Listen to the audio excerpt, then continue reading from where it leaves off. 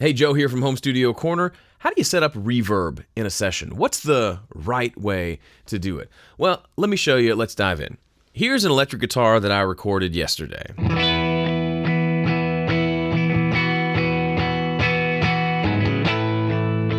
Pretty straightforward. It's a stereo track because it was through the 11 rack. I've got it routed in stereo. There's actually no stereo effect to it, so it sounds pretty mono.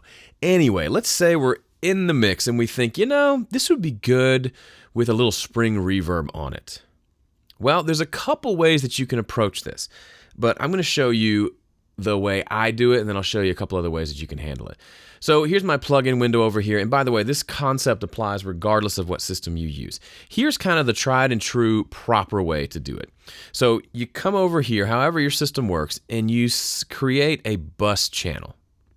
That's what I would use. So it creates a bus. Now a bus is basically just a track that doesn't record any audio. It's just a placeholder that you can pass audio through. So for example, if I want to route all my drums to a drum bus so I can EQ and compress the entire drum mix as one unit, I would use a bus. For things like reverb, I also like to use buses a lot of the time. Now, there are effects channels. We're not going to talk about that today. A bus, for me in Studio One especially, has a send on there, which is kind of nice to be able to send your effects somewhere else if you want to. So anyway, let's go back to what we're talking about. So we're going to call this reverb. Super clever. We'll call it Awesome Reverb. You can't see it, but that'll help us find it later. So now we have a bus called Awesome Reverb. Well, now we need to put a reverb plugin on there. So I'm going to go with, there's a really cool convolution-ish reverb in Studio One. I believe it's only in Professional. And I really like the way, there's a couple, I bought some, what's it called? Impulse responses that work really well. So let me find it. It's not room reverb. It is open air. That's what it's called. So let's put the open air reverb on this channel, and let's pull up one of these spring reverbs. I think I really like the tube verb. I think that's the one that sounds really good. So now let's hit play. Nothing, right? Because we haven't actually sent any audio to this reverb. The way we send audio to it is using a send. So we will come here, we'll go find Awesome Reverb, which is our channel and our bus. Now we're sending some of this signal to that reverb. And how much of it we send is based on where this volume fader or slider is. So now if I hit play and turn this up, you'll hear it.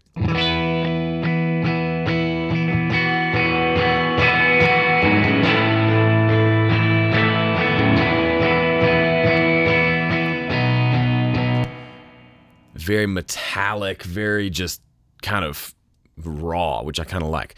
So now we can have the dry electric guitar by itself, but we can also add in some reverb. And we can change the amount of reverb without changing the actual level of the guitar itself.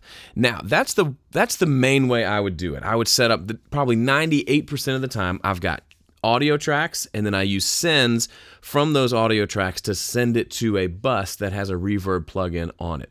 There's a couple reasons to do that. One, it allows me to keep processing on my original channel by itself without any reverb in it. So I'm going to EQ this guitar a certain way. If there's reverb there, I may have to EQ and compress it differently. And if I change the amount of reverb, it's going to change the balance between the dry signal and the reverb. It's also going to change the tone, which means I have to constantly keep tweaking the EQ to get it how I want it.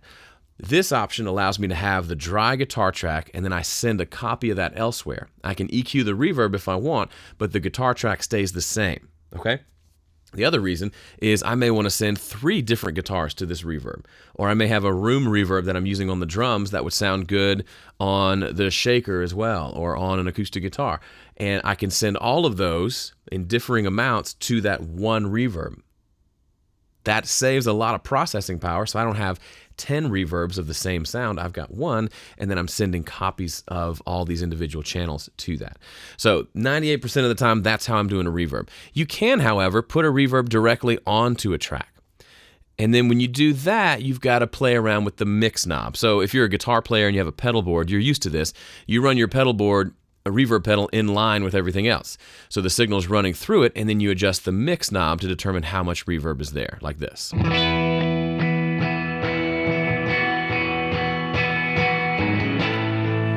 Now, everything I have after this reverb plugin affects the overall sound of the guitar plus the reverb.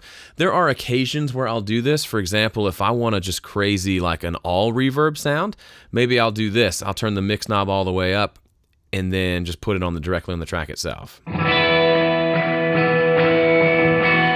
But again, if I wanted to do that using a send, it's actually pretty easy.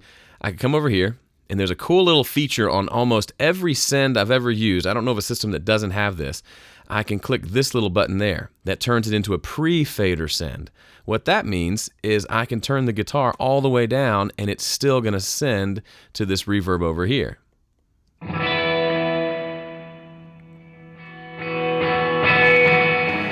So even the example I used of where I would put the reverb directly on the track is not even a great example, because you can essentially do that with a couple of clicks and still use the send and the return that you're used to using with the reverb itself on a bus.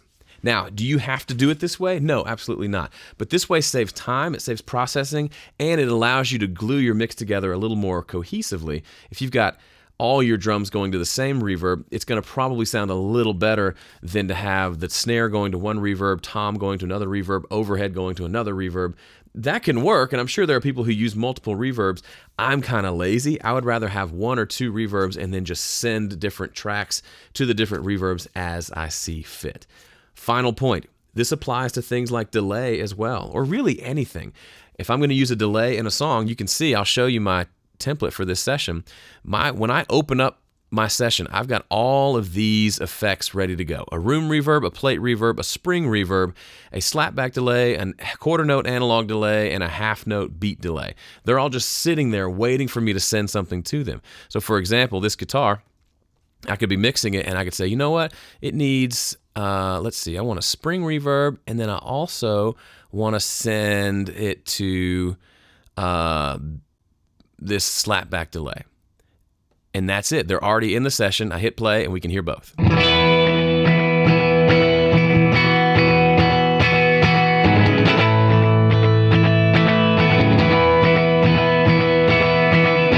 And we can adjust the balance between the slapback and the reverb sound simply by adjusting the levels on the sends themselves, and we're not actually touching the sound of the raw, dry track at all. You can even do some crazy things like pan the delay to the right and the reverb, or delay to the left and reverb to the right. Which, if we go pre-fader, so you can get pretty creative and pretty crazy using just one plugin on a send and then adjusting how you're sending things to that plugin. And it gets really fun really quickly. So that's how I do it. I'd love to hear your perspective on this. If you do it a different way, there's lots of different ways to skin this cat, but this is the one that works well for me, and hopefully this gave you some ideas for your mixes. Speaking of your mixes, if you're not happy with how they're turning out, maybe you need a better system. And if you need a better system, you should check out my 5-step mix guide. It's at 5stepmix.com. Check it out. Super short, like 2 or 3 pages. After reading it, try it on your next mix, and I guarantee it'll make your mix better, and it's all free. So check it out, 5stepmix.com. See you later.